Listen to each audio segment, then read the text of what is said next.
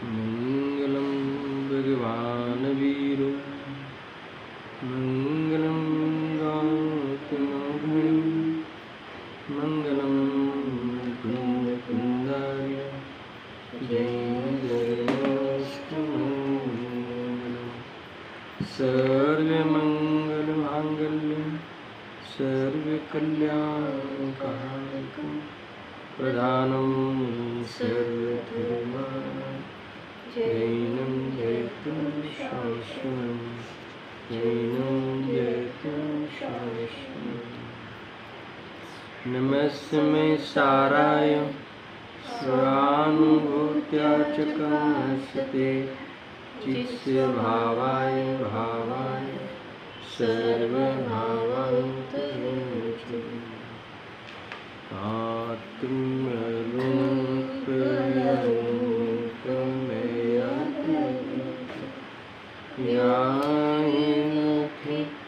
भवसिन्धुकरो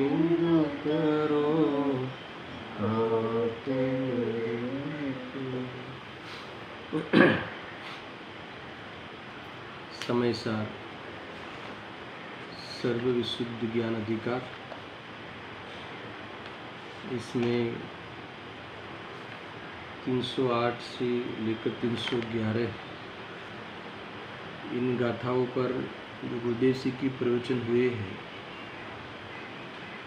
उस प्रवचन के कुछ बिंदुओं पर हमने विशेष चर्चा की,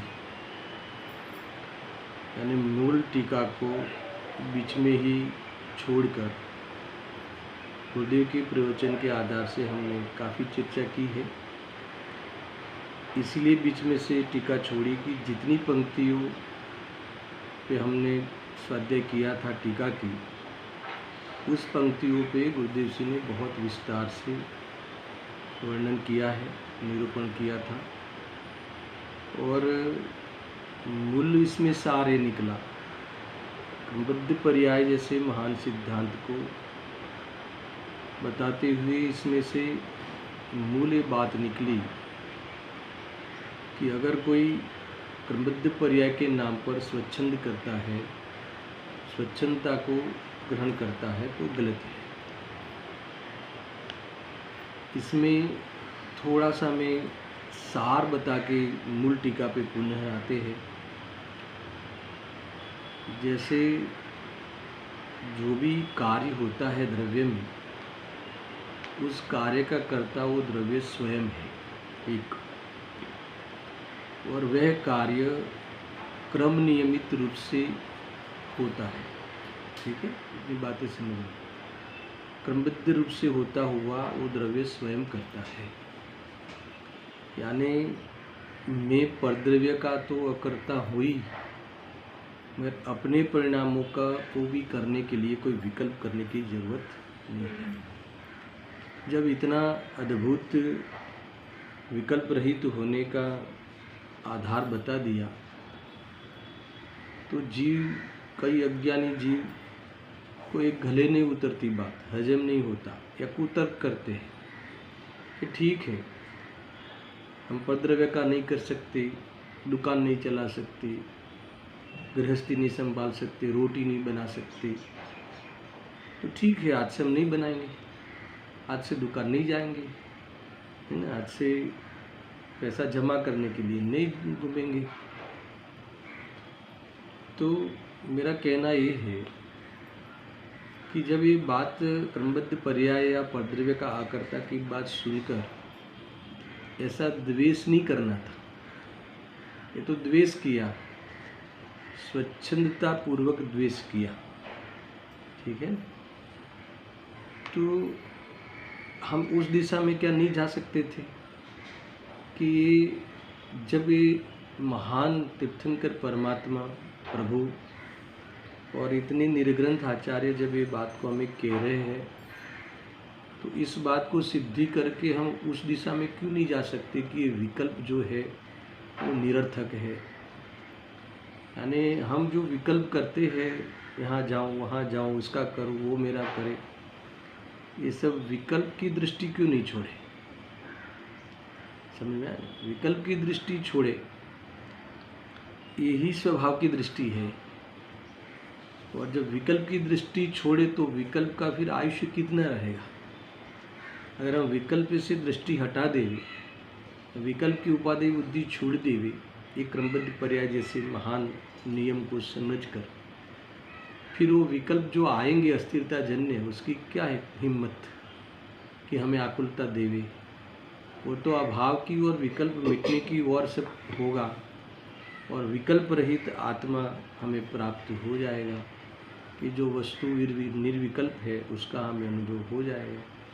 तो ये मूल बात ये थी कि परद्रव्य का तो मैं कुछ कर ही नहीं सकता, पर परद्रव्य को लेकर विकल्प करता हूँ। जब परद्रव्य का कार्य स्वयं वो करे और अपना कार्य मैं स्वयं करूँ, उसमें भी परद्रव्य की आवश्यकता नहीं है, तो फिर मैं अपेक्षा रखूँ कि ये मेरा करे या फिर मैं किसी का करूँ, ऐसा अहंकार करके दुखी क्यों हूँ। तो क्या हम उस विकल्प की दृष्टि नहीं मिटा सकते। विकल्प हमारे लिए किसी भी प्रकार से कार्यकारी नहीं है, क्योंकि किसी भी द्रव्य में कार्य होने का आधार मेरा विकल्प नहीं है।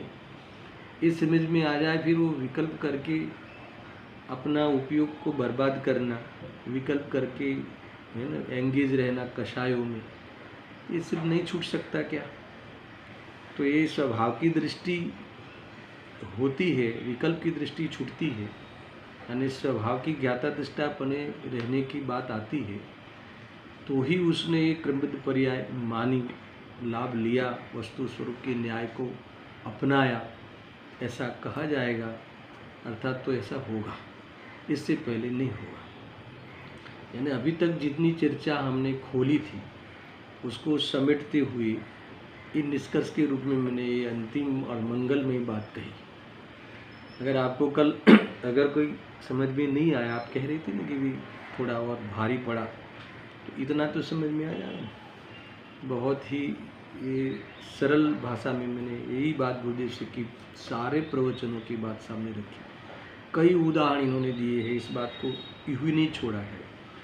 ये षटकारक को लेकर बात अंत में उन्होंने समापन की, संपूर्ण की, कि वे वो षटकारक से होती हुई एक पर्याय को अपने अपने द्रव्य में भी या मेरे द्रव्य में भी पर्याय का होने का कानून, वो स्वयं पर्यायकर्ता कर्म करण अधिकरण संप्रदान अपादान आदि रूप से होती हुई अपने ही द्रव्य को प्राप्त होती है ना। इसीलिए अपने द्रव्य में भी अपनी पर्याय तरफ विकल्प करना ऐसा जरूरी, विकल्प करने की जरूरत नहीं है। मैंने वो लास्ट में बात ली थी कि भी जब वितरागता अपने काल में, जब जिस काल में होनी होगी तब हो जाएगी। अब द्रव्य दृष्टि पे द्रव्य पे दृष्टि करो, ये सब क्यों कह रहे हैं कि भाई वो वितरागता जिस काल में होगी तो उस काल में भी द्रव्य सभा पे दृष्टि करके ही होगी। एक तो ये बात है। और जब वितरागता जिस समय में होने वाली होगी तब होगी, तो ये समझकर वितरागता के विकल्प, अर्थात वितरागी होने के लिए स्वभाव की अपेक्षा मिटनी चाहिए थी। तुमने वितरागता उस काल में होनी होगी तब होगी, आप हमको कुछ मत कहो, उस दिशा में क्यों गए? उस दिशा में सोचने के लिए नहीं गए थे, इसलिए नहीं कहा था कि वितरागता जिस समय में थवानी है से समय में थसे। ऐसा सुनकर तुम्हें वितरागता के विकल्प से भी निवृत्त होना और वितरागता के लिए तुम जो कुछ बाह्य उपाय करते हो है ना, उसका अहंकार करना, अर्थात तो उसको कारण मान लेना, ये भूल सब मिटनी चाहिए थी। देवशास्त्र गुरु के पास जाते हैं, स्वाध्याय करते हैं, सुनते हैं, तो उसको एकांत से कारण मानना, उपादान रूप से कारण मानना, वो भूल मिटनी चाहिए थी। तो ये भूल मिटाने के लिए ये सारी बातें, अर्थात तो इस सिद्धांत को अपनाया जाता है, अर्थात इस सिद्धांत का उपयोग किया जाता है। कोई स्वच्छंदता के लिए नहीं, मूल बात ये थी, इसलिए मैंने पुनः ये बात करी, कोई स्वच्छंदता ग्रहण करने के लिए नहीं होती है। यानी ये बात 100% है कि तुम्हारे जीवन में जब वितरागता आने का काल आएगा, वो काल पकेगा, उस समय में ही आएगा, मगर उस वितरागता के लिए जो कारण बनता है, पुरुषार्थ बनता है, वो पुरुषार्थ पूर्वक ही होगा। ऐसा कोई आसमान से टपक पड़ेगी या कोई ऐसा नहीं होगा। वो द्रव्य ही परिणमेगा और उस पुरुषार्थ पूर्वक ही परिणमेगा। तो फिर कोई ये कहे कि जब उस समय आनी होगी तो फिर अभी से वेद ज्ञान क्यों करे, अभी से वो क्या करे, क्योंकि ये सारी चीज़ें सब निश्चित होती है।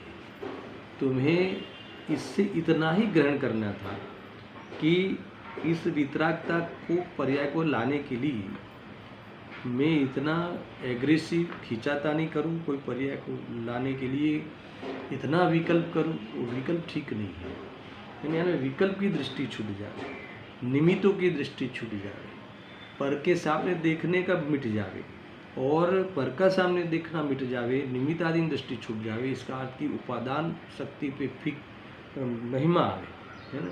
उपादान शक्ति पर हमें, अपनी सामर्थ्य पर हमें महिमा आवे, ये सब चीज़ें होती है। तो इस प्रकार से होने का नाम ही क्रमबद्ध पर्याय का मानना का कहा जाता है। यही होती है स्वभाव की दृष्टि। ख्याल में आया? तो आप थोड़ा धीरे से शांति से सोचोगे तो तुम्हें क्रमबद्ध पर्याय एक नया जीवन प्रदान करेगा। क्रमबद्ध पर्याय तुम्हें निर्भर जीवन देगा। क्रमबद्ध पर्याय का विश्वास, क्रमबद्ध पर्याय का अनुभव, पर्याय की वो क्रमबद्धता का कानून का विश्वास तुम्हें नवजीवन ऐसा देगा कि तुम्हें निर्भरपने, निर्विकल्पने अपने आनंद का अधिकार तुम्हें प्राप्त हो जाएगा। इतना अद्भुत सिद्धांत है, जितनी भी चर्चा करें उतनी कम है, क्योंकि इसके अलावा हमारा ये क्लेश पार पड़ने वाला नहीं। तो इसीलिए ये सारी बातें आई थी। अब उस टीका का जो हिस्सा बाकी रखा था उस पर विशेष विचार करते हैं। पहले पाठ करते हुए जुड़ते हैं, इसलिए पूरा विषय हमारे ख्याल में आ जावे। हिंदी में पाठ करते हुए पढ़ते हैं। देखो मिला 308 का। जो द्रव्य उपजे निज गुणों से, उनसे जाने अनन्य वो, हे जगत में कटकादि पर्यायों से कनक अनन्य जो। जीव अजीव के परिणाम जो, शास्त्रों विषय जिनवर कहे, वे जीव और अजीव जान अनन्य उन परिणाम से। उपजेन आत्मा कोई से, इससे न आत्मा कार्य है, उपजावता नहीं कोई को, इससे न कारण भी बने। रे कर्म आश्रित होय करता, कर्म भी करतार के, आश्रित हुए उपजे नियम से, अन्य नहीं सिद्धि दिखे। आया स्पष्ट? इतनी चर्चा के बाद पाठ करें, उससे इशारा मिल जाए।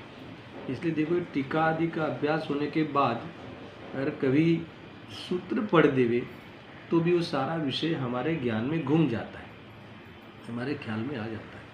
और वो विषय से जब जुड़ता है ये ज्ञान, और फिर उसमें श्रद्धा है ना पैनी होती है, तो श्रद्धा हमारी आत्मसन्मुख होती है, तो मुक्ति का मार्ग खुल जाता है। यही रास्ता है। इसीलिए स्वाध्याय का जहाँ अपेक्षा है उतनी अपेक्षा है, और पुरुषार्थ करना मुख्य है। इतनी बातें हमें ख्याल में रखनी चाहिए। अब टीका की पहली 3 पंक्ति तो हो गई है, ये पढ़ते हुए आगे का हिस्सा हम आज चर्चा में लेंगे।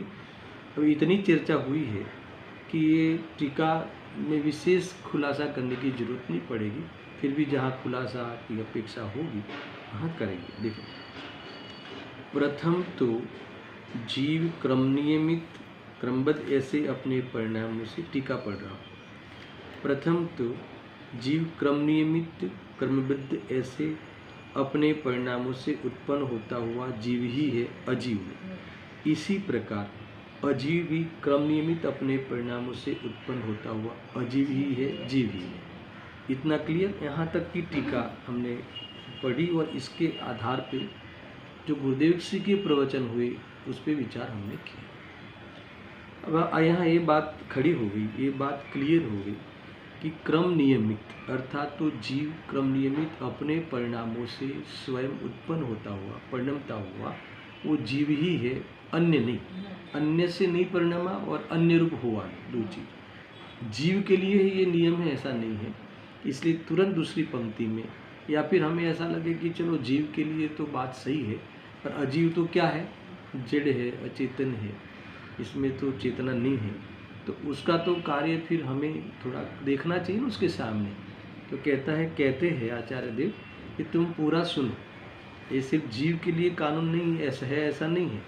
सब द्रव्यों, अजीव भी, तुरंत लिखा, इसी प्रकार अजीव भी, यानी तुम्हें छोड़ के सारे जीव और सारे पदार्थ वो भी क्रम नियमित परिणाम से परिणमते हुए अथवा क्रम नियमित अपने परिणामों से उत्पन्न होते हुए अजीव ही है, अथवा उस रूप स्वयं वो ही द्रव्य हुए हैं। उस रूप परिणमन में उस रूप परिणमित स्वयं वही द्रव्य हुए हैं और कोई नहीं, जीव आदि नहीं, तुम नहीं, यानी तुमने उसको परिणमाया, कोई किसी को परिणमाए, ये बात सृष्टि में स्वीकार नहीं है।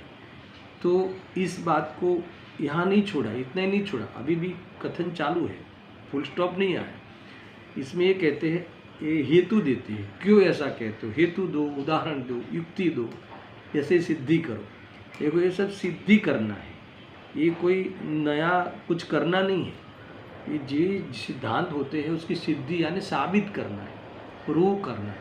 हमारे ज्ञान में तर्क से, युक्ति से, उदाहरणों से वो बात को सिद्ध करना है, साबित करना है, प्रूव करना है। जैसे मैंने कई बार कहा कि जीव चैतन्य स्वरूप है, देह से भिन्न है, वो तो है ही, पर उसे हमें क्या करना है, आत्मा को चैतन्य स्वरूप बनाना नहीं है, आत्मा को देह से भिन्न करना है नहीं, वो तो चैतन्य स्वरूप है, मगर उसको सिद्ध करना है, साबित करना है, प्रूव करना है, उसके मतलब कि वो लक्षण के माध्यम से, उसके विज्ञान के माध्यम से, है ना, ये युक्तियों के माध्यम से हमें सिद्ध करना है।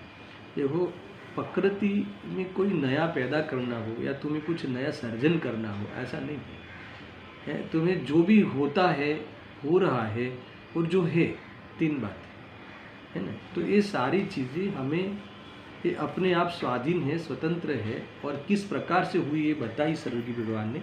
तो हमें उसको क्या करना है, प्रूव करना है।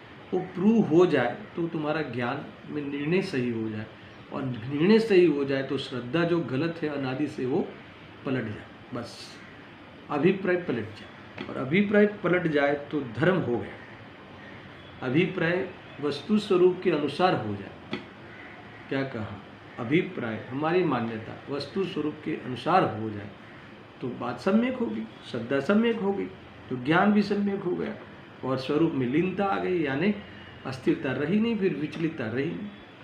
यही है उपाय। तो इसीलिए यहाँ हेतु देते हैं। मैं तो इतनी सी बात करना चाहता था कि जो अजीव भी क्रम नियमित अपने परिणामों से उत्पन्न होता हुआ अजीव ही है, जीव नहीं। क्योंकि है ना, क्योंकि कह के हेतु देते हैं। ऐसा कैसे कहते हो, क्या आधार है? तो यहाँ पहले उदाहरण देते हैं, सुनना, उदाहरण देके फिर सिद्धांत पे घटित करेंगे, फिर सिद्ध करेंगे कि कर्ता कर्म है ही नहीं, तुम तो मजा करो। इतना है बस। अब सुनो, क्योंकि जैसे कंकण आदि परिणामों से उत्पन्न होने वाले ऐसे सुवर्ण का कंकण आदि परिणामों के साथ तादात्म्य है, उसी प्रकार सर्वद्रव्यों को अपने परिणामों के साथ तादात्म्य है। ये हेतु दिया, आधार दिया। ऐसा कैसे कहते हो? एक कंकण का उदाहरण बीच में क्यों डाला? क्योंकि वो हमें प्रत्यक्ष है ना, हमें प्रत्यक्ष है। देखो ये जो, क्योंकि जैसे कंकण आदि परिणामों से उत्पन्न होने वाले ऐसे सुवर्ण का कंकण आदि परिणामों के साथ, जो भी कंकण ले लो, हार ले लो, जो भी उसमें अंगूठी ले लो, तो सुवर्ण इस परिणामों के साथ क्या है, तादात्म्य है। तादात्म्य वो तो दिख रहा है ना हमें, ये तो आंखों से दिख रहा है, सिद्ध हो सकता है। तादात्म्य उसका अर्थ क्या, तादात्म्य ये लिखा, तादात्म्य ने तद्रूप, सुवर्ण ही, वो सोना ही अंगूठी बन गया। उस सोने में, अरे उस अंगूठी में, उस अंगूठी रूप सोना हुआ है। कौन नहीं हुआ है? सोनी नहीं हुआ है। समझ में आया ना। तो सोनी ने क्या किया फिर, सोनी कहाँ है वो बताएगा, सोनी कहाँ है। सोनी यानी सुनार, सोनी यानी जो गहने बनाता है ना, उनको क्या कहते हो आप लोग, सुना। तो इसको गुजराती में सोनी कहते हैं। हाँ, तो सुनार जो है वो कहाँ है, तो वो गहने बनाने के विकल्प में है ना, उस विकल्प में प्राप्त है, उस विकल्प को प्राप्त है, उस विकल्प में व्यापा है। समझ में आया? तो देखो आप गहने में वो सुनार दिख रहा है क्या, उस गहने रूप परिणमन में किसका अस्तित्व है, सोने का अस्तित्व। तो उसमें तादात्म्य कौन है, सोना, सुवर्ण। तो उसमें सोनी नहीं है, ये यहाँ कह रहे हैं। कैसी जो अद्भुत व्यवस्था है ये, भले वो कंकण आदि रूप से हार रूप हो जाए, कंकण आदि का व्यय करके हार रूप पलटे, तो कौन पलटा, कौन परिणमा, तो वही हार में जो सोना था, कंकण में जो सोना था, वही हार रूप से उत्पन्न हुआ, अतः वही सोना हार बन गया। समझ आए, वही सोना हार रूप से उत्पन्न हुआ। देखो वैसे तो अपन ऐसा बोलते ना कि पर्याय उत्पन्न हुई, ऐसा कहो ना, द्रव्य उत्पन्न हुआ ऐसा कहते हो तो थोड़ा सा हमें है ना तकलीफ होती है।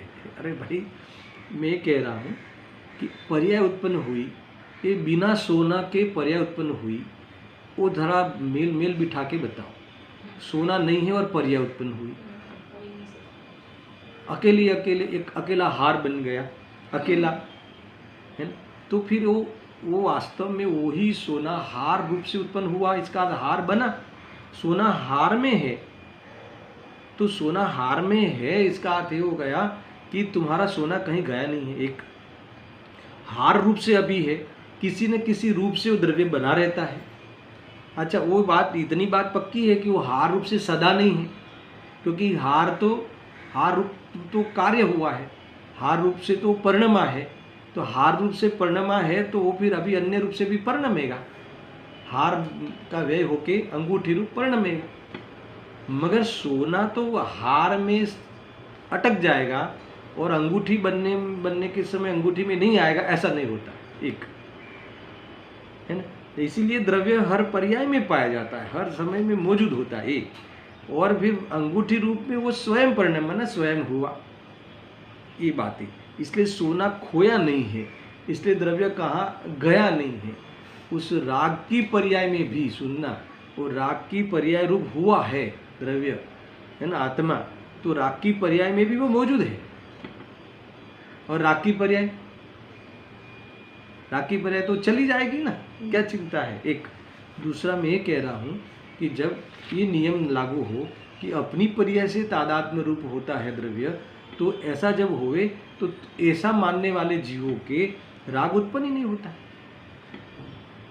राग कब उत्पन्न होता है बताओ, कि हम जब ऐसा माने कि मेरा कार्य कोई करे, या फिर किसी का कार्य मैं ही कर सकता हूँ।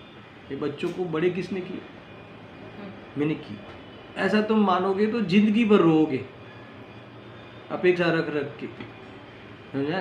मगर जब ये पता चले कि उस रूप तो वो स्वयं हुआ है, उसमें तो वही व्यापा है, और मेरे उस ज्ञान में मैं व्यापा हूँ, जानने रूप से मेरा स्वरूप है, कार्य है, तो उसमें मैं व्यापा हूँ। तो अब जब तुम्हें उसका कर्तापना ही नहीं हुआ तो राग आएगा कहाँ से।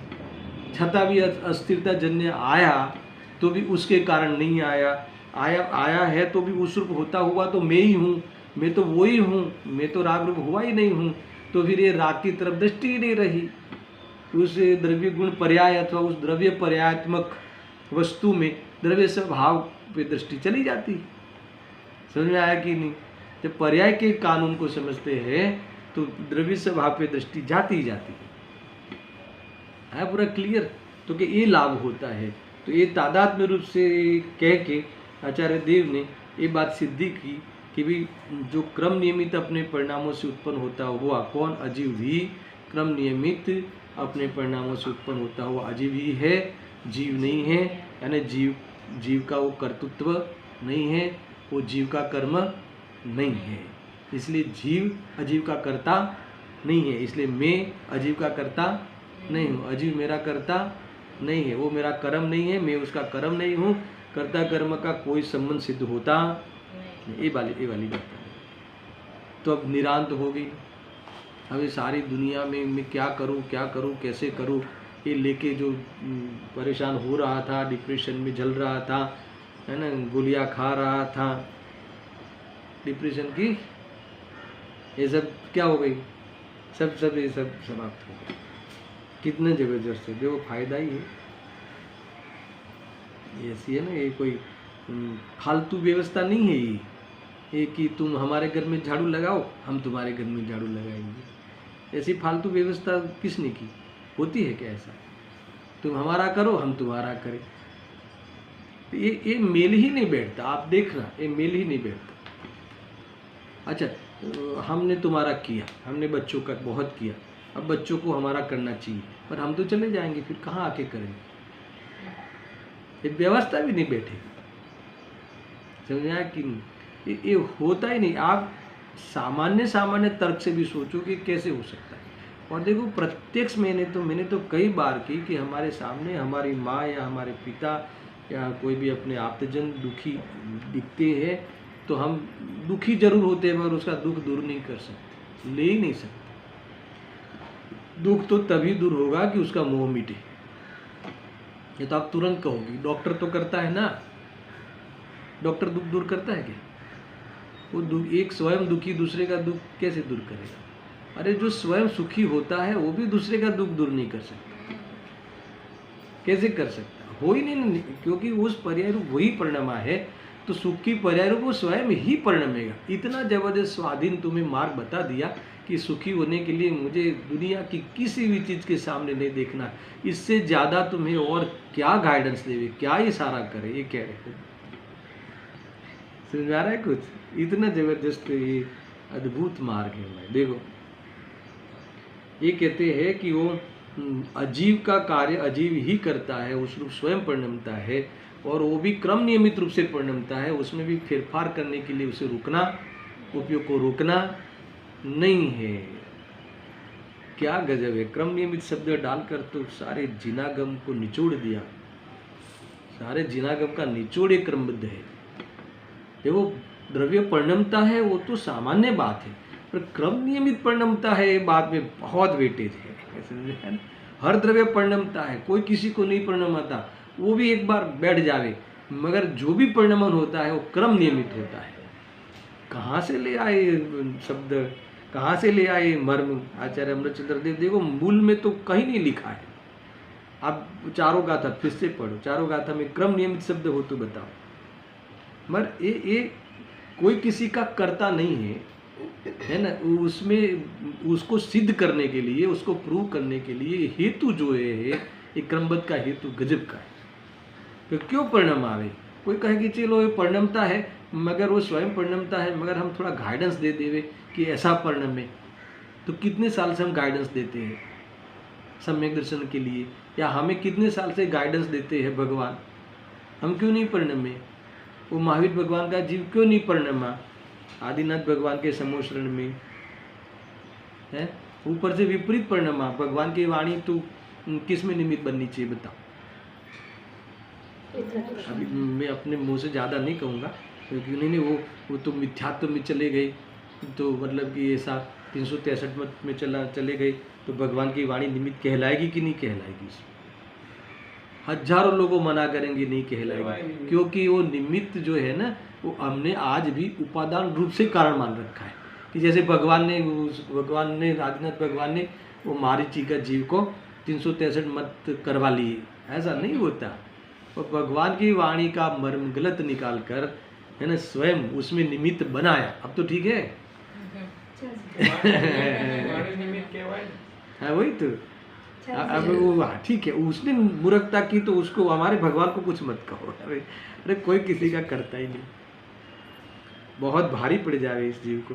ये निमित्त आदि दृष्टि होती ना, इसीलिए वो उपादान कहीं मानता हुआ करता है ना, इसलिए दिक्कत होती है। कितना अद्भुत मार्ग है! मुझे तो इतनी महिमा आती है कि ये आचार्य अमृतचंद्र देव ने कहाँ से, मतलब कि कुनकुन देव के हृदय को, है ना, सारी जिनवाणी के मर्म को क्रम नियमित शब्द लगा के हमें निहाल कर दिया। नहीं तो करता तो हूँ, मगर ऐसा करो वैसा करो, ऐसा नहीं करो कि चुप रहे, क्रम नियमित है कि नहीं।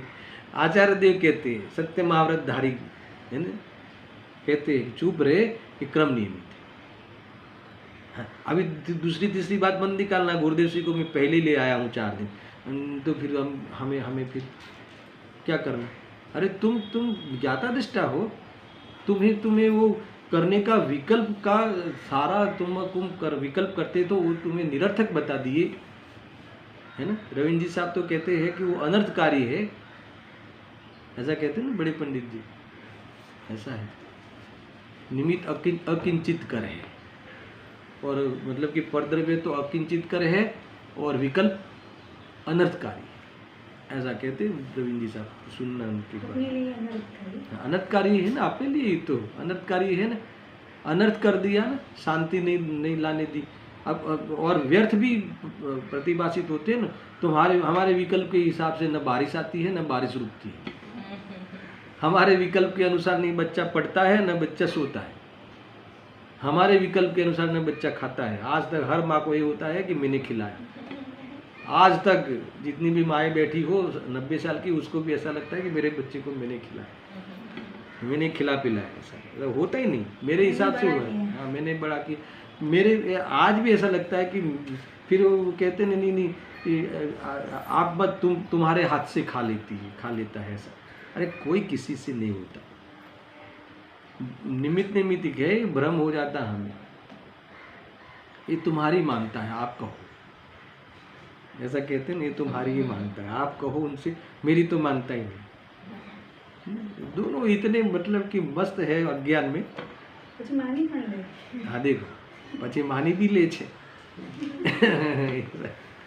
दिखता है ना, मान लेता है, ऐसा कितनी बार मान लेता है, जितनी बार मनवाओ उतनी बार मान लेता है।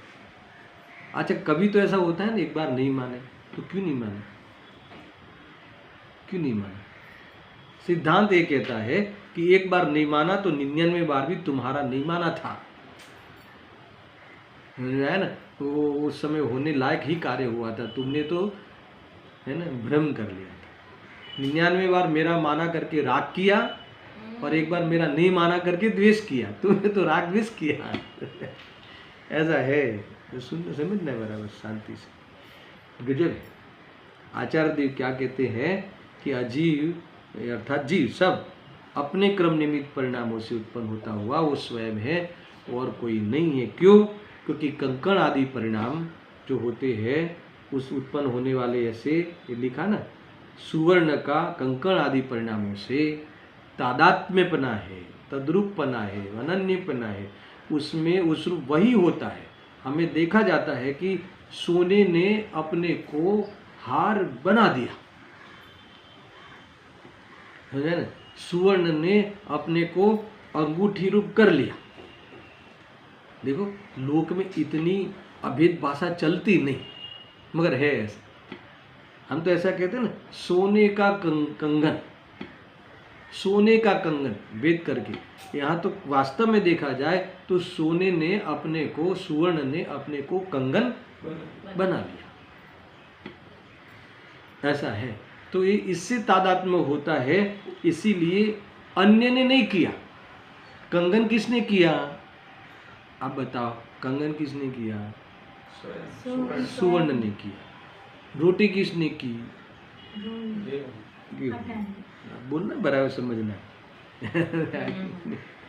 वाणी किसने की? वाणी वर्गना, है ना। शरीर ने काले रूप, गोरे रूप, मोटे रूप, पतले रूप किसने किया? नहीं, जीव ने कुछ नहीं किया। थोड़ा हिला डोला, है ना, एक्सरसाइज की, खाया पिया, ऊपर नीचे हुआ, ये नहीं।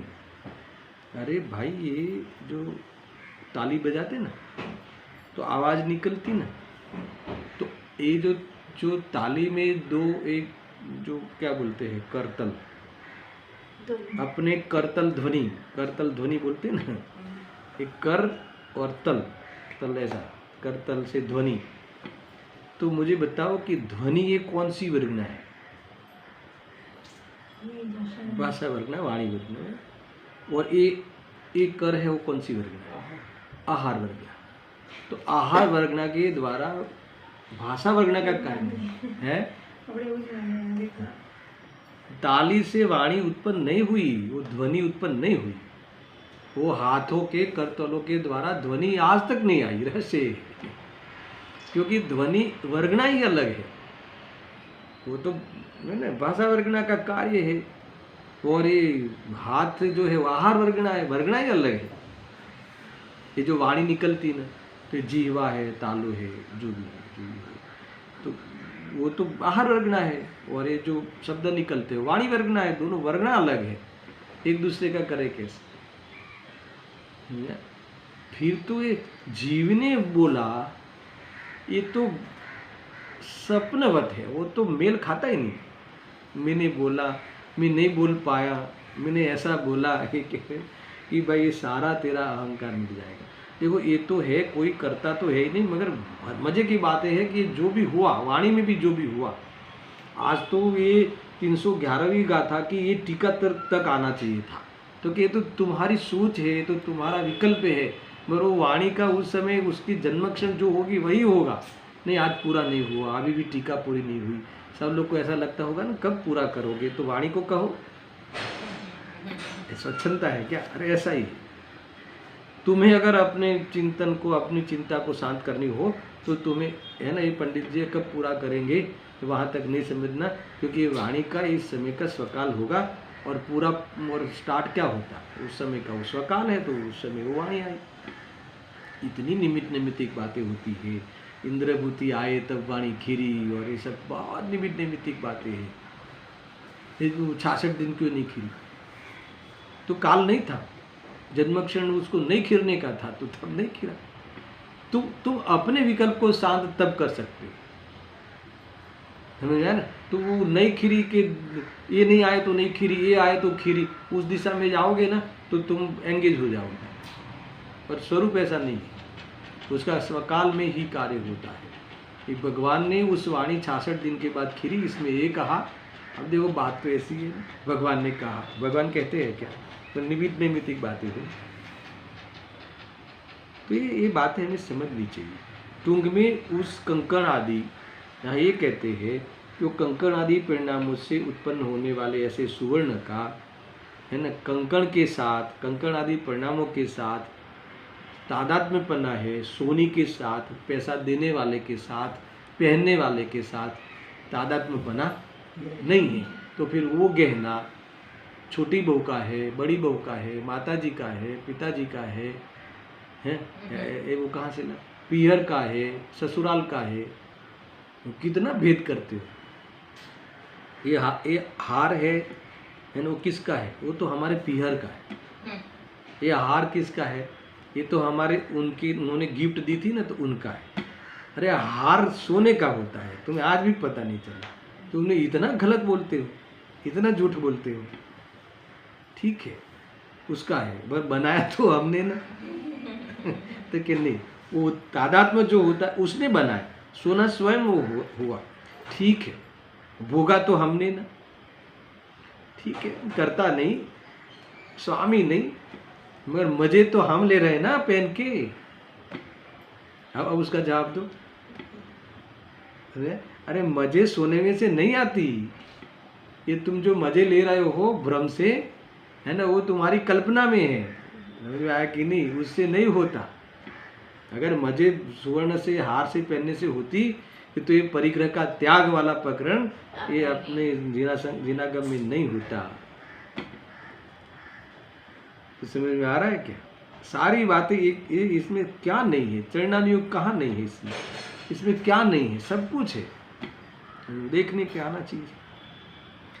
ज्ञानियों की जो सोच होती है, वो सारी सोच वस्तु स्वरूप के न्याय के अनुसार, अपनी रुचि के अनुसार जो चिंतन होता है वो अज्ञानियों का होता है, और वस्तु स्वरूप के अनुसार जो चिंतन होता है वो आत्मार्थी जनों का होता है, और वस्तु स्वरूप के अनुसार प्रतीति होती है वो ज्ञानी होती है। समझ में आया कि नहीं? शांति से सोचना, ऐसी बातें हैं। देखो, हाँ, यानी सारे जो ये कहा कि अपने परिणामों से उत्पन्न होता हुआ वो अजीव ही है, सब अजीव द्रव्य जीव नहीं है। क्यों क्यों ऐसा कह रहे हो कि हमारे पास न्याय है ना, क्योंकि वो जो कंकण आदि परिणामों को जो प्राप्त होता है ना, उसमें वो सुवर्ण का कंकण आदि परिणामों के साथ किसका तादात्म्य संबंध है? सुवर्ण के साथ तादात्म्य संबंध है। ऐसा उसी प्रकार अब जोड़ो, अब ये क्या दिया उदाहरण, अब कहाँ घटाना है? सिद्धांत में, है ना। उसी प्रकार सर्वद्रव्यों का अपने परिणामों के साथ तादात्म्य है, इसीलिए उसका कर्ता वो स्वयं है। बात खत्म हो गई। अभी थोड़ा सा और अब बताते हैं खुलासा। इस प्रकार अभी ले आना है ना उनको, तो जीव पर का कर अजीव का कर्ता नहीं है और अजीव जीव का कर्ता नहीं है, क्योंकि जीव का अजीव के साथ और जीव का अपने परिणाम के साथ तादात्म्य बना है, अजीव के अपने परिणामों के साथ तादात्म्य बना है। जीव स्वयं क्रम नियमित परिणाम से अपने परिणामों से उत्पन्न होता हुआ जीव ही है। सिद्ध क्या करना था? इसलिए जीव अजीव का कर्ता नहीं है, इसलिए जीव क्या है? अकर्ता। इसलिए जीव क्या है? ज्ञाता है। आ गए ना, है ना, ज्ञाता है। और ज्ञाता है तो ऐसे साक्षी भाव से रहे, इसका नाम क्या है? धर्म है। इसका फल क्या है? सुख। हो गया पूरा। ऐसा है, ये पूरी ग्रीप है, ये पूरा आप पूरा शांति से एक बार समझना, अद्भुत है। देखो अब ये सिद्ध करें। इस प्रकार जीव अपने परिणामों से उत्पन्न होता है। क्या हुआ? तादात्म्यपना जीव के साथ होता है ना, जीव का अपने परिणामों के साथ होता है, अजीव के साथ नहीं होता। ये सब कहा, फिर कहते इस प्रकार जीव अपने परिणामों से उत्पन्न होता है, तथापि उसका अजीव के साथ कार्य कारण भाव सिद्ध नहीं होता, है ना। जीव में कार्य दिखता है, फिर भी अजीव के साथ कार्य कारण सिद्ध नहीं होता। क्यों नहीं होता? फिर वापस बताया, देखो, क्योंकि सुनना, क्योंकि सर्वद्रव्यों का अन्य द्रव्य के साथ उत्पाद्य उत्पादक का भाव का अभाव है। सर्वद्रव्य में घटाना क्या कहा? उत्पाद्य और उत्पादक और उत्पादन, समझ आया ना।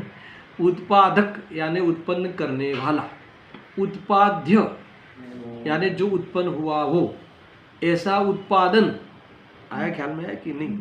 तो ऐसा उत्पादन का प्रसंग कहाँ होता है? उत्पादक और उत्पाद्य, उत्पादक द्रव्य और उत्पाद्य अपनी पर्याय, अपनी अपनी पर्याय उत्पाद्य है और उस अपना अपना उस पर्याय का द्रव्य उत्पादक है। समझ में आया? क्यों? क्योंकि उसमें वही तादात्म्य रूप से दिखता है, इसने उत्पन्न किया। कितनी बातें नई नई ले आते हैं। देखो यहाँ ये कहते हैं कि, फिर से पढ़ता हूँ, इस प्रकार जीव अपने परिणामों से उत्पन्न होता है, तथापि उसका अजीव के साथ कार्य कारण स्वभाव सिद्ध नहीं होता, कारण भाव कार्य कारण भाव सिद्ध नहीं होता। क्यों नहीं होता? क्योंकि सर्वद्रव्यों का अन्य द्रव्य के साथ, यानी किसी द्रव्य का किसी द्रव्य के साथ उत्पाद्य उत्पादक का अभाव है, उत्पाद्य उत्पादक भाव का अभाव है। कहाँ से बात ले आए? क्योंकि तादात्म्यपन आपने द्रव्य के साथ है, वो स्वयं द्रव्य उत्पन्न होता है, तो फिर किसी द्रव्य का किसी द्रव्य के साथ उत्पाद्य उत्पादक भाव का अभाव है, इसीलिए कार्य कारण भाव घटता किसके साथ? एक द्रव्य का दूसरे द्रव्य के साथ। किसका? मेरा शरीर के साथ, मेरा संयोग के साथ, मेरा पति पत्नी के साथ, जिसके साथ भी कारण कार्य संबंध सिद्ध नहीं होता। इसलिए मुझे कोई सुखी करे दुखी करे बनाए रखे अस्तित्व रखे ऐसा है ही नहीं। तो ये सब है वो क्या है? ब्रह्म है। इसे हम मानते हैं वो सब क्या है? ब्रह्म है। ब्रह्म से क्या होता है? संसार बढ़ता है, विचलित रहता है, दुखी रहता है, कर्म बंद होता है। इस कितनी जोरदार बात है, कितनी अद्भुत बात है आगे ऐसा है। उत्पाद्य उत्पादक भाव का अभाव है, उसके कार्य कारण भाव से सिद्ध न होने पर, अब सुनना, इतना ले आएंगे कि उसके कार्य कारण भाव कारण कार्य के सिद्ध न होने से किसका? एक द्रव्य से अन्य द्रव्य का, अर्थात जीव का अजीव का, अजीव के जीव का कारण कार्य सिद्ध नहीं होने से अजीव के जीव का कर्मत्व सिद्ध नहीं होता। क्या अर्थ इसका? ये अजीव के जीव का कर्मत्व सिद्ध नहीं होता, यानी अजीव का कर्म जीव करता है ऐसा सिद्ध नहीं होता। मैं अब शरीर को सही रखता हूँ, मैंने शरीर को संभाला, ये कार्य मैंने किया, ये बात सिद्ध नहीं होती, साबित नहीं होती, प्रूव नहीं होता, ऐसा निर्णय नहीं होता। यानी हमारा निर्णय क्या है, खोटा है कि मैंने किया वो निर्णय खोटा। देखो अहंकार का चूरे चूरा हो जाए इसमें। अगर जो तुम्हें ये बात जच गई तो अहंकार का चूरे चूरा हो जाए। थोड़ा सा भी नहीं, अरे खाली बता दिया हो कि ऐसा सब बनना चाहिए, ऐसा बनना चाहिए, ये तो मैंने ही तो कहा था, तुम तो अभी कहते हो। ये आ जाता ना, तब सोचना चाहिए कि मैं क्या मानता हूँ। यानी अभी आप तो आज कह रहे हो, पर ये सब तो मैंने पहले ही बताया था, इसलिए जो भी है ना वो मेरी बुद्धि है।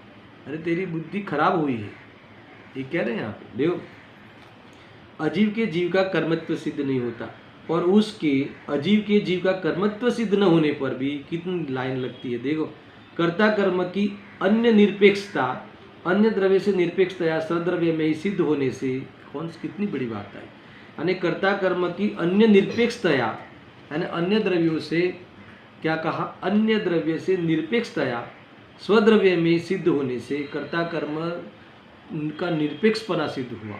यानी किसी की भी अपेक्षा नहीं है, नरक में जाने के लिए, स्वर्ग में जाने के लिए, मोक्ष में जाने के लिए, सुखी होने के लिए, दुखी होने के लिए, जन्म लेने के लिए, मरण होने के लिए, किसी की अपेक्षा नहीं है। वो स्वयं उस रूप होता हुआ अपनी योग्यता में आता है, अपनी योग्यता अनुसार रहता है, अपनी योग्यता अनुसार चला जाता है। उसको आने जाने रूप नहीं होने की योग्यता आती है तो सिद्ध बन के सदा सिद्धालय में अथवा आनंद सिद्धों के साथ विराजमान हो जाता है। कहीं भी नजर मत डालो कोई कर्म का कुछ होगा तब होगा, ऐसा कुछ नहीं। ये सब अपनी योग्यता, तुम क्या करो, तुम ज्ञाता दृष्टि, सर्वविशुद्ध ज्ञान अधिकार है, ज्ञान स्वभाव की ओर ले जाना है। तुम तो बंध का भी ज्ञाता हो और मोक्ष का भी ज्ञाता हो, तुम्हारे में तो ज्ञान नहीं होता। ये सर्वविशुद्ध ज्ञान अधिकार, बंध मोक्ष का जानना होता है आत्मा में। क्यों? क्योंकि बंध मोक्ष तो अपने स्वकाल में उस पर्याय रूप होने का नियम है, और उस रूप स्वयं वो द्रव्य होता है। वास्तव में ज्ञान ऐसा तत्व है कि इसको जानता है, इतना जानने रूप होना है। देखो कर्ता कर्म की अन्य निरपेक्षता, अन्य द्रव्य से निरपेक्षता स्वतंत्र में ही, स्वद्रव्य में ही सिद्ध होने से जीव के अजीव का कर्तृत्व सिद्ध नहीं होता। यानी अजीव का कोई कार्य जीव ने किया, दोनों में ले लेना, जीव का कोई कार्य अजीव ने किया ऐसा सिद्ध ही नहीं होता, ऐसा साबित ही नहीं होता, है ना। इसीलिए जीव अकर्ता सिद्ध होता है।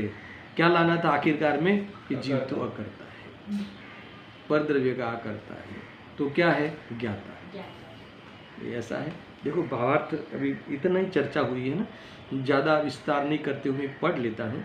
कल मैं आचार्य जयसिंहदेव की टीका लूँगा, आज मैं भावार्थ पढ़ के समाप्त करता हूँ। सर्वद्रव्यों के परिणाम भिन्न भिन्न है, ठीक है, स्पष्ट कर दिया अभी इस बात को। सभी द्रव्य अपने अपने परिणामों के करता है, वे उन परिणामों के करता है, वे परिणाम उनके कर्म है। क्या कहा, वे वो जो परिणाम होते हैं उनका कर्ता वो स्वयं द्रव्य है, और वो कर्म उस द्रव्य के है, और वो द्रव्य उसका करता है। इसमें क्या गलत है?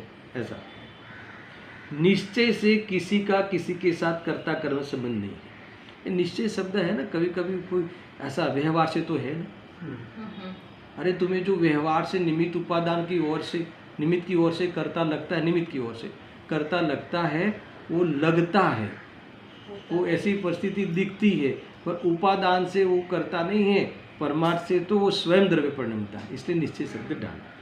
इसीलिए जीव अपने ही परिणामों का करता है और उसके अपने ही परिणाम कर्म है। इसी प्रकार अजीव अपने परिणामों का ही करता है और उसके अपने परिणाम ही कर्म है। इसी प्रकार जीव दूसरे के परिणामों का अकर्ता है, यानी कोई किसी का कर्ता नहीं है।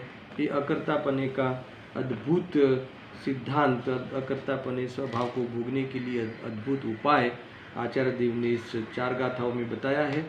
पुनः इस बात की चर्चा हम आचार्य जयसिंहदेव की टीका से पढ़ेंगे। उन्होंने इससे पहले एक चूलिका लिखी है, वो भी हम चूलिका भी कल प्रारंभ करेंगे, और बाकी तात्पर्य वृत्ति टीका का स्वाध्याय कल होगा। सहजानंदी शुद्ध स्वरूपी अविनाशी हूँ आत्मस्वरूप सहजानंदी शुद्ध स्वरूपी अविनाशी हूँ आत्मस्वरूप सहजानंदी शुद्ध स्वरूपी अविनाशी हूँ आत्मस्वरूप।